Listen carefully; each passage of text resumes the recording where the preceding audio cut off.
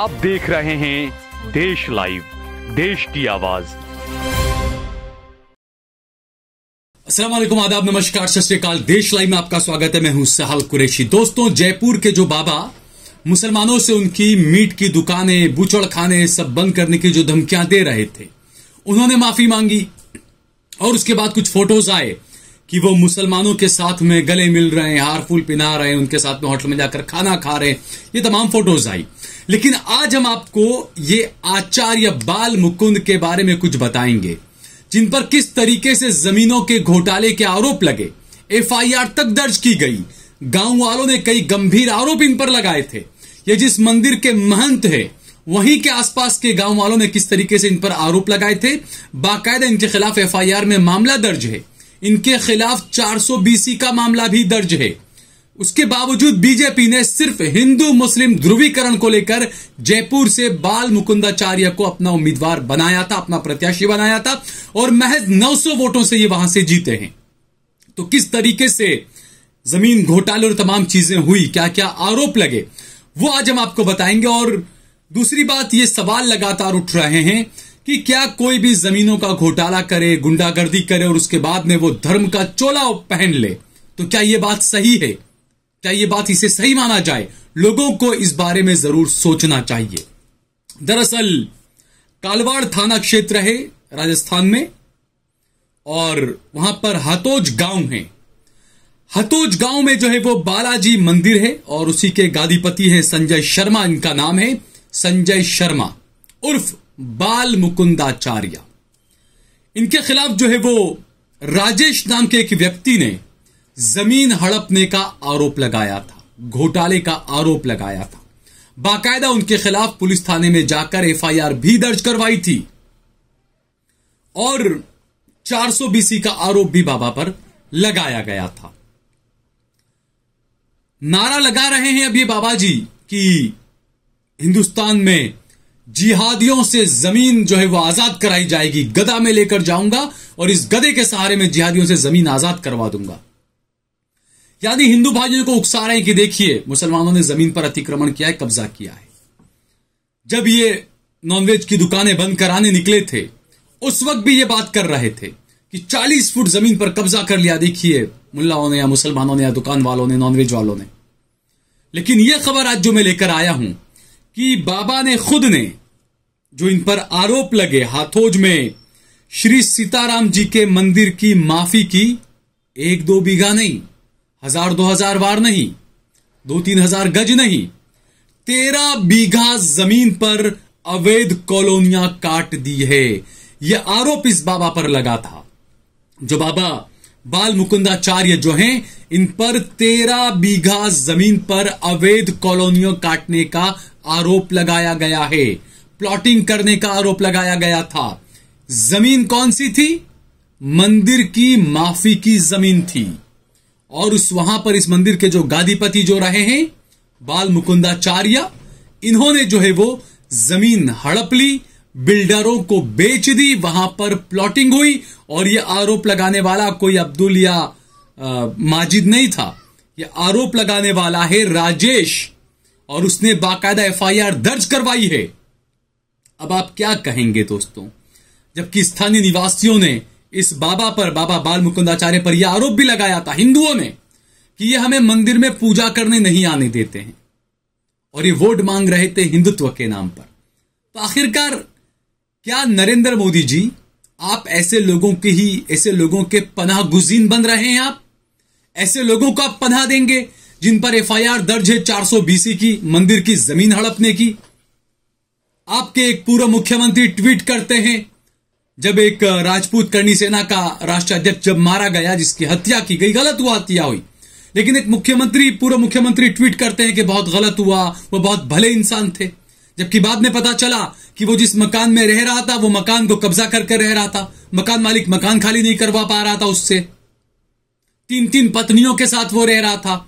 और यही बीजेपी वाले उकसाते हिंदुओं को, देखिए मुसलमान 3-3 4-4 बीवियां रखते हैं, जबकि करनी सेना का पूर्व अध्यक्ष जो है यह खुद 3-3 पत्नियां रख रहा था। यह आरोप इस पर लगा, कई सारे आपराधिक मामले उस पर दर्ज थे और आपके बीजेपी वाले उनका समर्थन कर रहे हैं। खैर, हम आपसे भी क्या कहें, क्योंकि आपने तो खुद ने आतंकवाद की एक आरोपी को टिकट देकर आपने सांसद बनवा दिया, तो इसलिए आपसे तो भला हम क्या ही उम्मीद रखें। राजस्थान में इस वक्त 4 पुजारी, 4 साधु संत बीजेपी के टिकट पर जीत कर आए हैं। यही है हिंदुत्व। और उनमें से ये के बाल मुकुंदाचार्य, जिन पर मंदिर की जमीन को हड़प कर वहां पर प्लॉटिंग करने का आरोप लगा है। कौन सी धारा उसमें लगाई गई है देखिए, 420 की धारा इसमें लगाई गई थी और जमीन का खसरा नंबर भी यहां पर दिया हुआ है। भारतीय किसान सभा फुलेरा के अध्यक्ष राजेश कुमार देशवाल ने कालवाड़ थाने में परिवाद दर्ज करवाया है कि ग्राम हातोज पटवारा हल्का हातोज में मंदिर माफी श्री सीताराम जी की भूमि खसरा नंबर 359, 360, 361, 362, 364, 365, 366, 367, 368, 369 और खाता संख्या 166 राजस्व रिकॉर्ड में सीताराम जी मंदिर के नाम से दर्ज एवं पर साजिश रची गई इस मंदिर के पुजारी महामंडलेश्वर मुकुंदाचार्य द्वारा अवैध आवासीय कॉलोनी काट दी गई है। परिवाद के अनुसार इस पूरे षड्यंत्र में कथित महामंडलेश्वर माफी की जमीन को बेच कर काटने का आरोप लगाया गया है। ये जो पेपर की कटिंग है, मैं इसकी पुष्टि नहीं करता हूं ये किस पेपर की है क्या है, लेकिन इस तरह की खबरें आ रही है।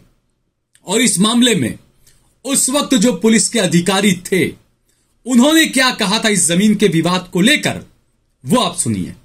ये कालवाड़ थाना इलाके में हातोज गांव है, वहां पर दक्षिणी मुखी बालाजी का मंदिर है।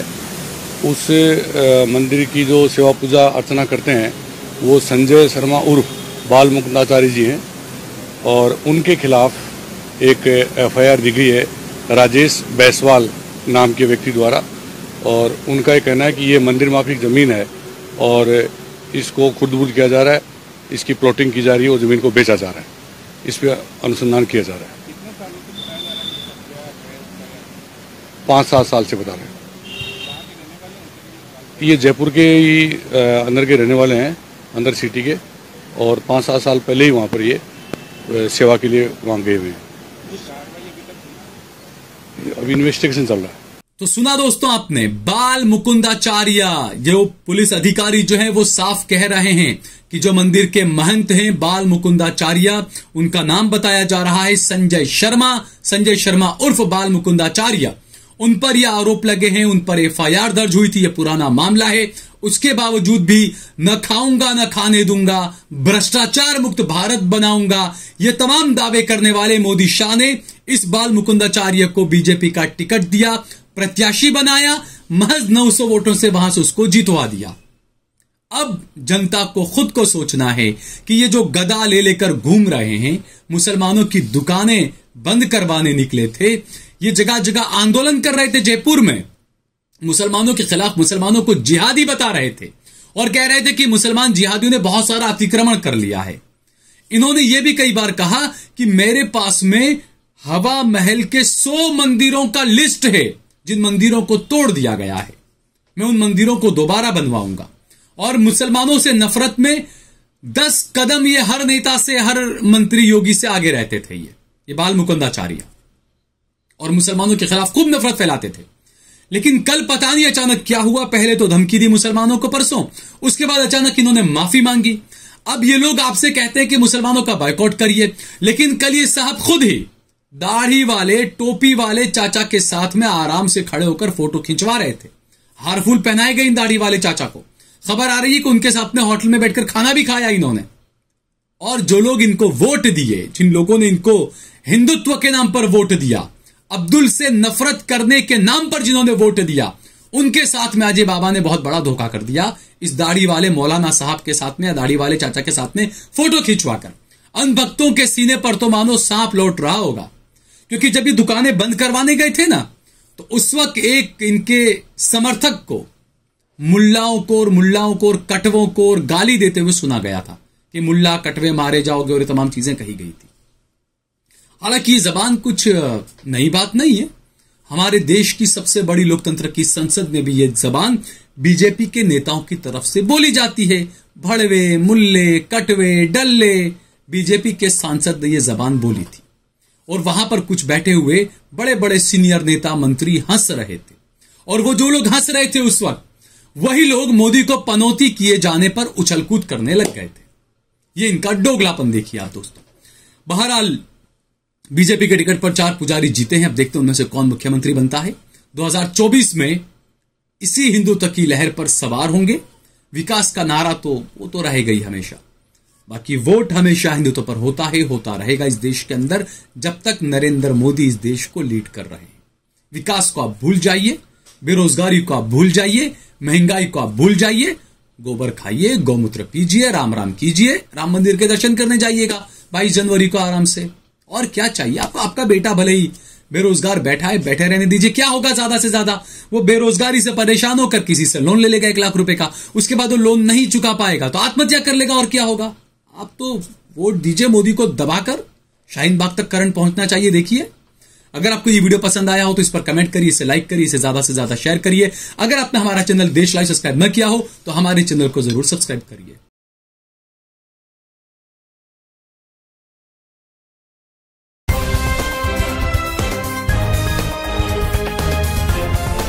देश और दुनिया की तमाम छोटी और बड़ी खबरों के लिए हमारे चैनल को सब्सक्राइब करना न भूलें और बेल का बटन जरूर दबाएं।